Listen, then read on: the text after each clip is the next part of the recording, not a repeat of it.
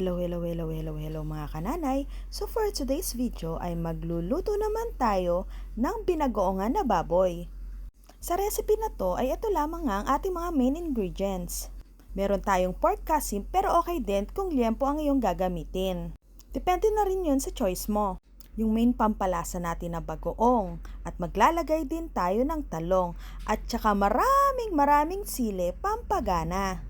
Para nga sa kasim ay hiniwa ko lamang sila ng gantong sukat. Parang size ng pang-adobo cut at saka hinugasan ko na. Sa pagluluto nga pala nito ay ganito ang aking pamamaraan. Ginagawa kong adobo na matabang, lalagyan ko siya ng tubig, toyo, konting suka, betchin at saka paminta. Tapos nga pala ay hahayaan ko na tong kuluan ng kuluan. At syempre sa umpisa, hindi muna natin hahaluin para hindi mahilaw ang suka. Pagpatuloy lang muna natin ang pagpapakulo nito hanggang sa lumambot na ang ating mga karne. At habang nagpapalambot nga tayo ng karne, ay prituhin na rin natin ang ating mga talong. Shoutout nga pala dyan kay Alex Roland Trajano, kay Insan dyan sa Canada. So ayan nga at natutuyuan na ang ating inadobo at lumalabas na ang mga mantika nito. Pagpatuloy lang natin hanggang sa lalong magmantika. Dahil sa mantikang kumatas dito, doon naman tayo magigisa. Uunahin nga natin ang sibuyas, bawang, at yung sigaw nung magtataho. Ay, yung kamatis pala.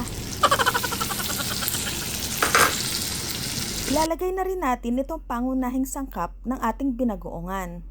Para sa akin, itong brand na to ng bagoong from Barrio Fiesta ang gusto kong ginagamit dito. Yung pula, yung spicy flavor.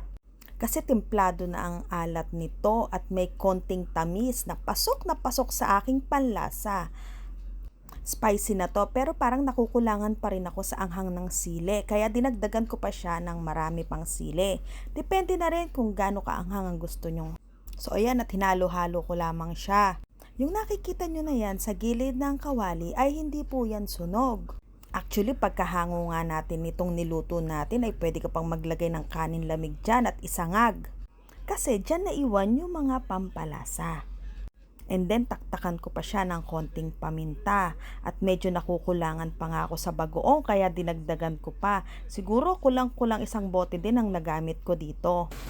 At pag malambot na nga ang karne at timplado na sa iyong panlasa, ay pwede mo nang ihulog ang mga pinirito nating talong.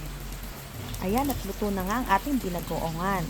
Medyo natuyo nga lang dahil hindi na ako gumamit ng dagdag pang mantika. Yung mantikang kumatas lamang sa kanya, ang ginamit kong panggisa, diba? Pero sinisigurado ko sa inyo, the best tong version ng binagoongan na to. At talagang mapapasabi ka ng extra rice pa nga.